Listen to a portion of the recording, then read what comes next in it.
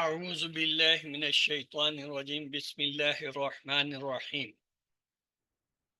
الحمد لله والصلاة والسلام على رسول الله رب اشرح لي صدري ويسر لي أمري واحلل عقدة من لساني يفقهوا قولي السلام علیکم ورحمۃ اللہ وبرکاتہ۔ آؤ قرآن سمجھیں آسان طریقے سے، کورس 6 صفحہ گرامر میں سبق نمبر 2۔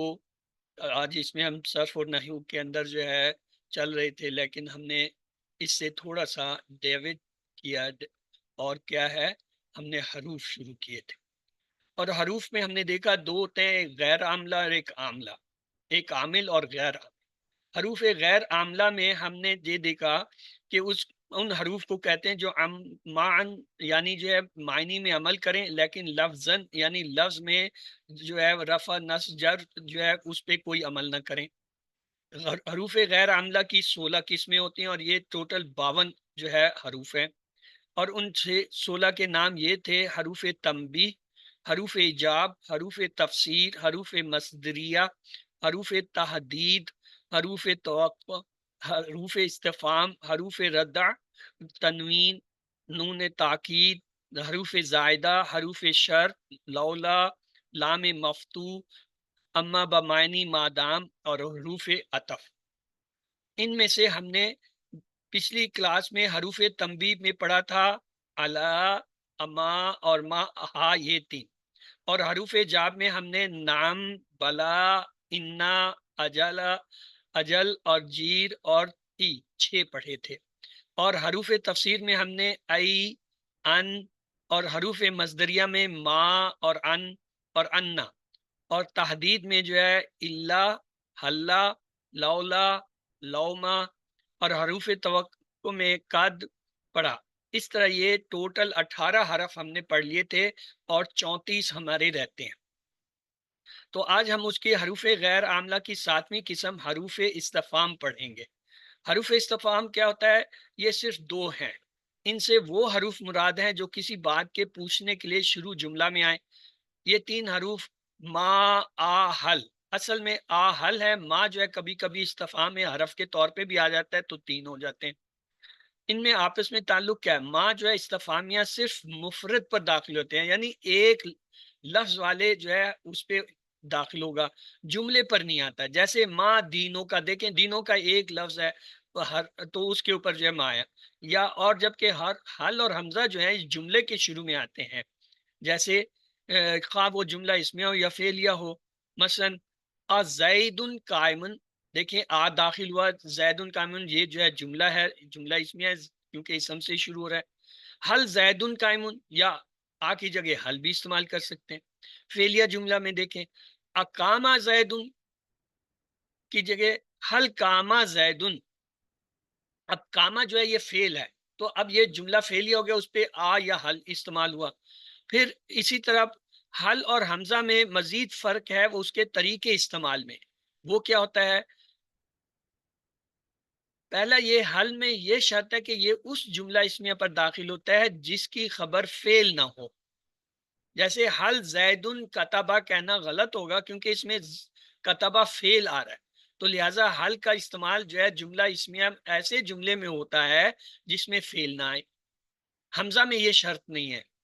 دوسری بات، حل جو ہے اس جملے پر بھی داخل نہیں ہوتا جس پر انا حروف تحسین داخل ہو، اس لیے کہ انا تقریر واقع کے لیے آتا ہے اور حل استفہام کے لیے، اور دونوں میں منافقات ہے بخلاف حمزہ کے۔ انک لانت یوسف، اب یہ جو ہے یہاں پہ دیکھیں آ جو ہے وہ آ سکتا ہے، حل یہاں پہ نہیں آ سکتا کیونکہ یہ سوالیہ ہے، تو اس لیے یہ ان کا فرق ہے کہ کہاں پہ حل استعمال ہوگا اور کہاں پہ حمزہ استعمال ہوگا۔ ایسا جملہ جس میں فعل یا جو ہے وہ آ جائے، یعنی جملے کے اندر، اس پہ حل نہیں استعمال ہو سکتا، یا سوال آ جائے تو اس پہ بھی نہیں ہو سکتا۔ ان میں کیا پھر آ کا استعمال کرتے ہیں۔ حرف عطف سے پہلے حل نہیں آتا، یہ ایک تیسری کنڈیشن ہے۔ البتہ حرف عطف کے بعد حل ہوگا، نہ کہ حمزہ۔ ہاں، حرف عطف کے بعد جو ہے وہ پھر حل لیں گے، وہاں پھر حمزہ نہیں آئے گا۔ مثال دیکھیے، افا، افا ان مت فہم الخالدون، افہم آفا ان مت، یہ دیکھیں اب یہ جو یہاں پہ ہے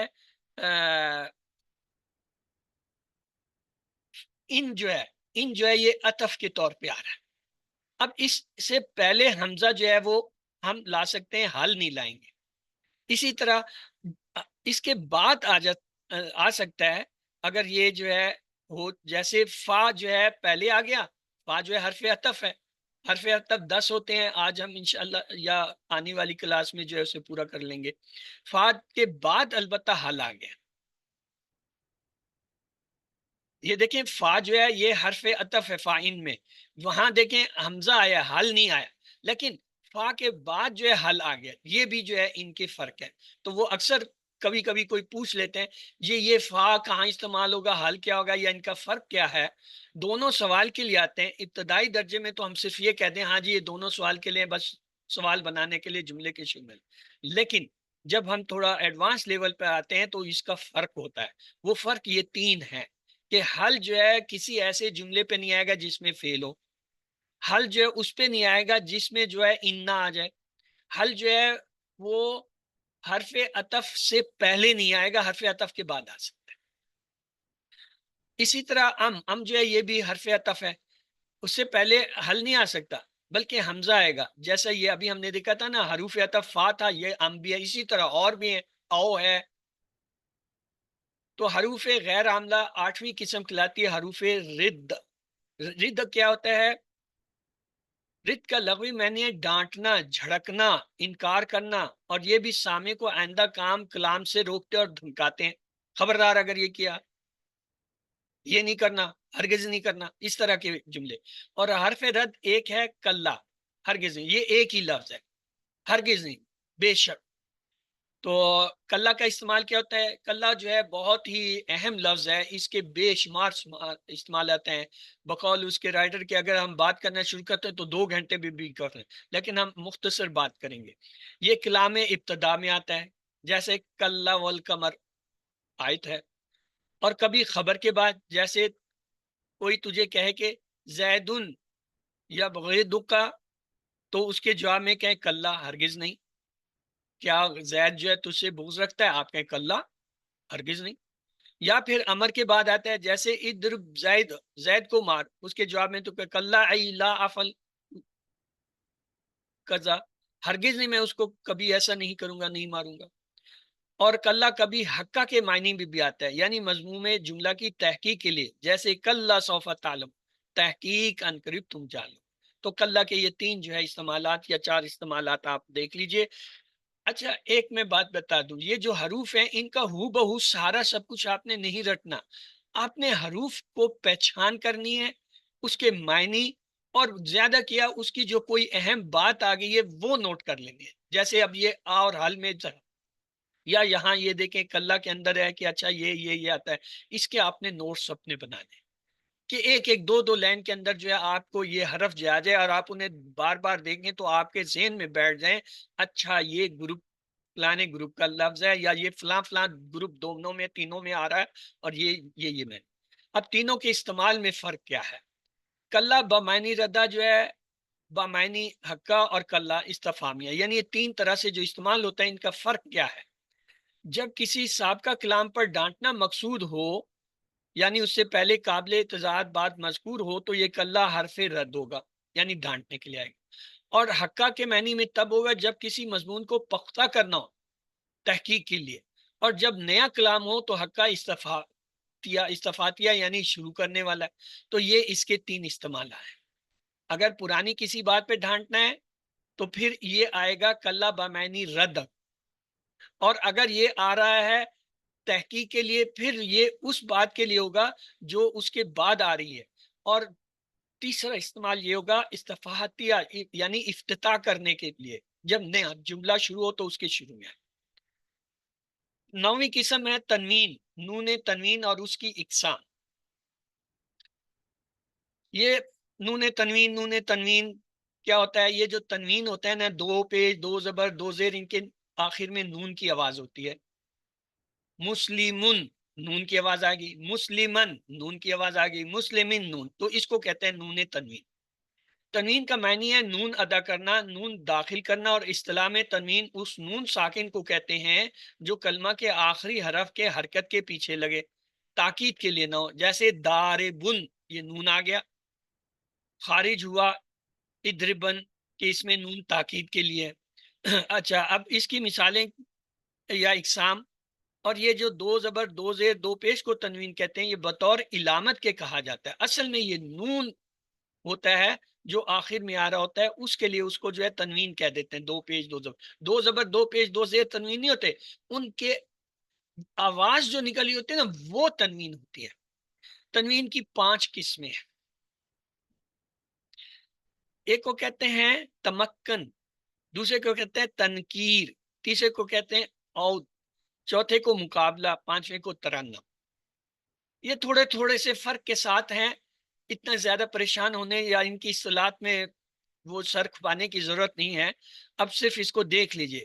تمکن کا مطلب ہے کسی جگہ پر پختہ ہونا، قرار پکڑنا، یہ تنوین بھی بتاتی ہے کہ اسم جو ہے اسمیت میں اچھی طرح مضبوط اور پکا ہے، اسمیت سننے میں، اور نہ حرف کی مشابہت کی وجہ سے مبنی ہوا ہے، اور نہ اسباب منع صرف سے غیر منصرف ہوا ہے۔ اور تنوین تمکن وہ ہے جو اس میں تمکن یا معرب پر داخل ہوتی ہے، یہ اسمیت کی علامت ہوتی ہے، یعنی اسم کی علامت ہوتی ہے، اسمیت اسم کی علامت ہوتی ہے۔